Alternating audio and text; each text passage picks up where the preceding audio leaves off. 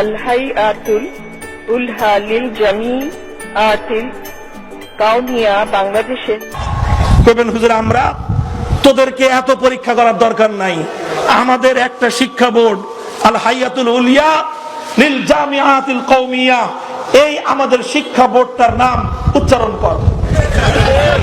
আল হায়াতুল উলিয়া লিল জামিআতিল কওমি বাংলাদেশে আল হায়াতুল উলহা লিল জামিআতিল কওমিয়া আল-হাইয়াতুল উলহা লিল জামিআতিল কাউনিয়া আল-হাইয়াতুল উলহা লিল জামিআতিল কাউনিয়া বাংলাদেশে আল হায়াতুল উলা লিল জামিআতুল কওমিয়া বাংলাদেশে আল-হায়াতুল উলহা লিল জামিআতিল কাউনিয়া।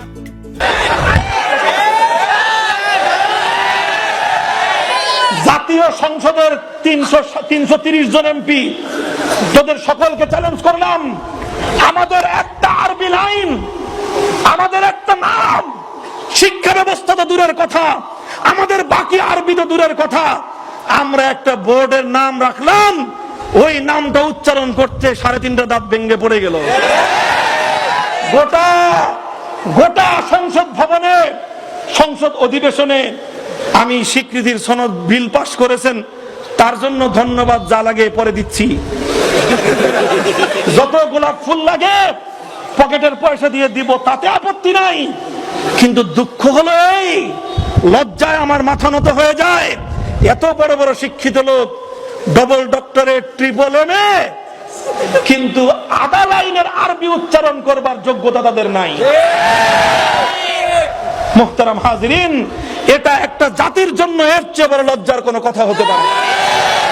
গোটা আরব বিশ্বের যারা এই অধিবেশন দেখেছে, তারা মুখে রুমাল দিয়ে হেসেছে আমার দেশের অবস্থা দেখে, যে এতগুলো শিক্ষিত মূর্খ একসঙ্গে জমা হয়েছে। কি বলবো আর বলেন।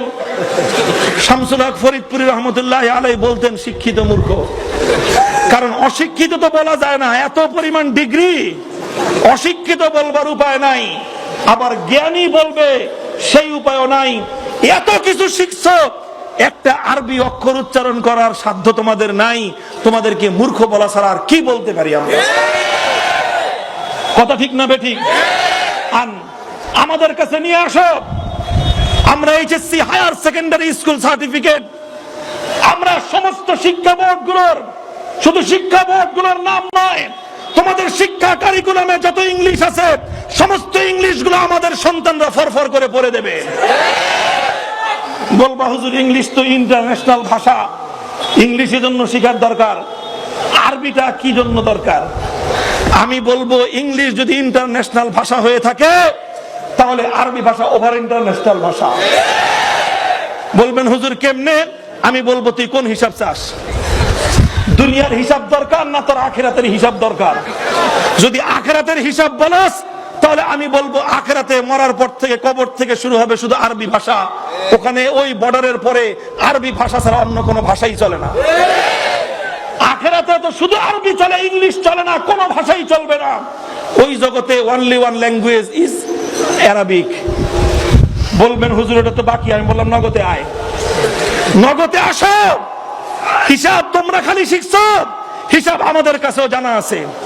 আমি হিসাব বলবো, তুমি আজ পৃথিবীতে বাংলাদেশকে বিচার করো, বাংলাদেশকে বিচার করবা কিসের ভিত্তিতে? এখন তো নতুন স্লোগান, উন্নয়নের গণতন্ত্র, কথা ঠিক? অর্থাৎ গণতন্ত্র ফনতন্ত্র কিচ্ছুর দরকার নাই, দেশে উন্নয়ন হলেই যথেষ্ট।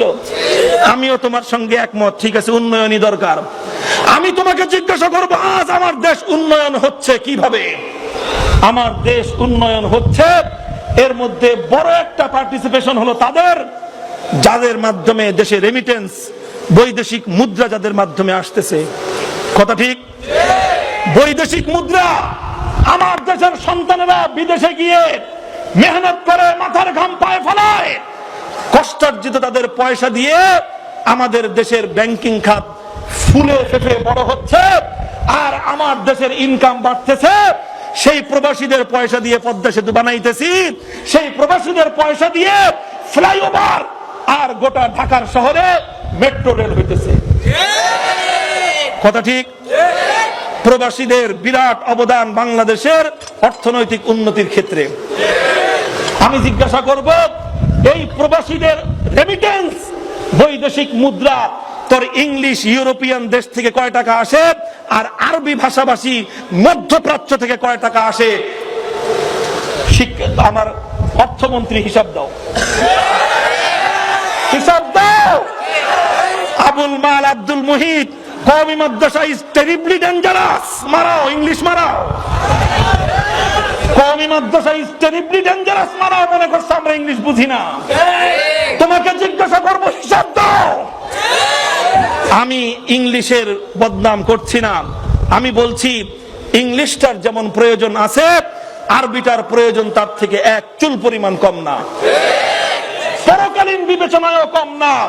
আজকের এই সমকালীন, আজকের এই পৃথিবীতে ইংলিশের চেয়ে আরবি ভাষার গুরুত্ব বেশি ছাড়া কম হতে পারে না। আমার দেশের রেমিটেন্স আসছে সৌদি আরব থেকে, আমার দেশের রেমিটেন্স আসছে আরব আমিরাত থেকে, আমার দেশের বৈদেশিক মুদ্রা আসছে কাতার থেকে, আমার দেশের বৈদেশিক মুদ্রা আসছে বাহরাইন থেকে, গোটা মধ্যপ্রাচ্য থেকে। আমার বাংলাদেশের শ্রমিক ভাইয়েরা আরবি ভাষায় নাম কাইফা হালুকা বলে পয়সা কামায়, নাম কাইফা হালুকা বলে পয়সা কামায়। আর আমরা থ্যাংক ইউ আর তোমরা গুড মর্নিং বলে সেই পয়সা খরচ করে পোদ্দারি মারাও। কথা ঠিক না বেঠিক? কথা আমাদের পরিষ্কার। যদি ইংলিশের প্রয়োজন হয় ইন্টারন্যাশনাল ওয়ার্ল্ড পরিচালনা করবার জন্য, তাহলে দেশের অর্থনৈতিক উন্নতির জন্য আরবি ভাষার প্রয়োজন তার চেয়ে 10 গুণ বেশি। সব হিসাব বাদ দিয়ে সমান সমান আয়। কথা ঠিক? তোর ইংলিশ যতটুকু দরকার, ধরে নিলাম আমার আরবিও ততটুকু দরকার। তাহলে আমার মাদ্রাসার ছেলে 30 পারা কোরআন মুখস্থ করবার পর, আল্লাহর পয়গম্বরের হাজার হাজার হাদিসগুলো পড়বার পর সে বিশুদ্ধ উচ্চারণে ইংলিশ বলতে পারে, তাহলে তুই কেন পেটে বোম মারলেও শুদ্ধ করে বিসমিল্লাহ পড়তে পারবি না? হিসাব চাই, হিসাব। অর্থমন্ত্রী হিসাব দাও, তারপরে শিক্ষামন্ত্রী হিসাব পরের পার।